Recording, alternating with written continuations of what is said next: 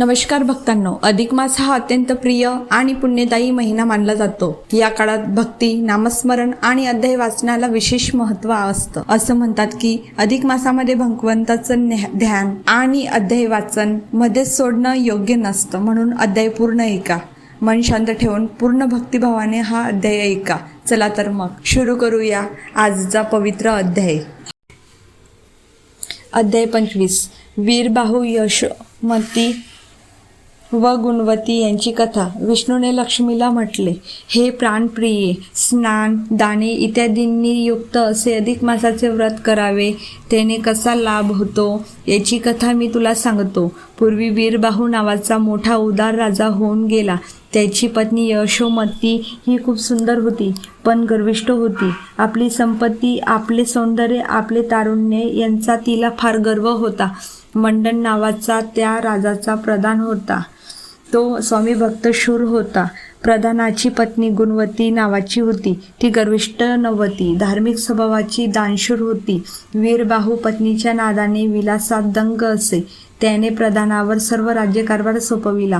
उपवनातून भटकावे, नवी वस्त्रे नेसावी, अनेक भूषणे धारण करावी, मानपान, उधळेपणा, नाना भोग, नाना वाहने यात राजा व राणी गुंग असत। कोणतेही देवतार्चन करीत नसत। त्या दोघांना सुबाहू व शतबाहू असे दोघे राजपुत्र होते। गुणवती ही राजवाड्यात यशोमतीस भेटायला येत असे।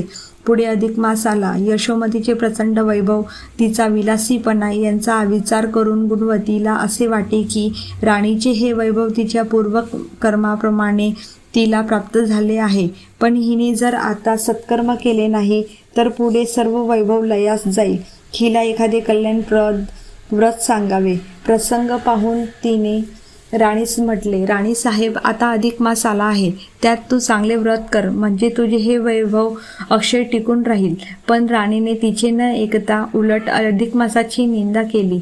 त्याचा परिणाम असा झाला की तिचे दोन्ही पुत्र ज्वर होऊन मरण पावले। तिचे सांत्वन करण्यासाठी गुणवती गेली असता यशोमती दुःखात होती, पण गुणवतीने दागिने घातले होते, चेहरा तेजस्वी दिसत होता, उत्तम वस्त्रे नेसली होती। आपण दुःखात असता ही नटून आली। त्यामुळे त्या शोकग्रस्त राणीला गुणवतीचा राग आला आणि तिने गुणवतीला घालवून दिले। राणीने एवढ्यावरच न थांबता प्रधानाला व गुणवतीला कैदेत टाकले। त्यावेळी प्रधान व त्याची पत्नी यांनी श्रीकृष्णाचा धावा केला। खरोखर राणीने गुणवतीच्या संबंधी राजाकडे कागाडी केली होती, त्यामुळे राजाने त्यांना बंदीत घातले होते। कृष्णाने राजाला स्वप्नात सांगितले की गुणवतीने जे सौभाग्य अलंकार धारण केले आहेत आणि तिचे जे मुख तेजस्वी दिसते ते सर्व तिने केलेल्या अधिक मास व्रताचे फळ आहे। तुम्ही प्रयत्न केला तरी तिचे कुंकू पुसले जाणार नाही, तिचे अलंकार व तेज निघू शकणार नाही, ते अक्षय्य आहेत। तिचे मुख धुतले तरी लावलेली उटी निघणार नाही। यशोमतीने अधिक मासाची निंदा केली, त्यामुळेच तुझे दोन्ही पुत्र मरण पावले, असे सांगून श्रीकृष्ण अंतर्धान पावला। राजा जागा झाला। त्याने यशोमतीला सर्व वृत्तांत सांगितला। तेव्हा यशोमती म्हणाली, मीही असे स्वप्नात पाहिले, तरी आपण या गोष्टीचा शोध घेऊया। राजा व राणी कारागृहात गेली। एका दासीला गुणवतीचे मुख धुण्यास सांगितले, तरी तिच्या चेहऱ्यात फरक पडला नाही।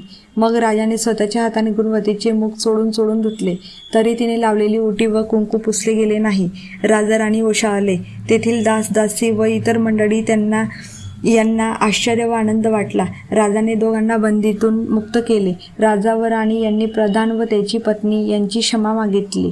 राणीला खरोखर पश्चाताप झाला होता, असे म्हणून विष्णू म्हणाला, प्रिये सिंधुकन्ये, अधिक मासाच्या व्रताचे गुणवतीला असे फळ मिळाले। पुढे पुन्हा अधिक मास आला, त्यावेळी राणीनेही व्रत केले, त्यामुळे त्यांचे वैभव टिकले। सारांश, अधिक मासाच्या व्रताने पाप नष्ट होते, वैभव व पुण्य लागते। देहांत झाल्यावर नरकात न जाता व्रत करणारा वैकुंठात जातो। अधिक मास महात्म्य अध्याय 25 समाप्त। ही अधिक मासाची कथा तुम्हाला आवडली असेल तर लाईक, शेअर आणि सबस्क्राईब नक्की करा। जर तुम्ही ही कथा दुसऱ्यांना शेअर केली व त्यांनी ही कथा ऐकली, त्याचेही पुण्य तुम्हाला मिळेल। ओम नमो भगवते वासुदेवाय। ओम नमो भगवते वासुदेवाय।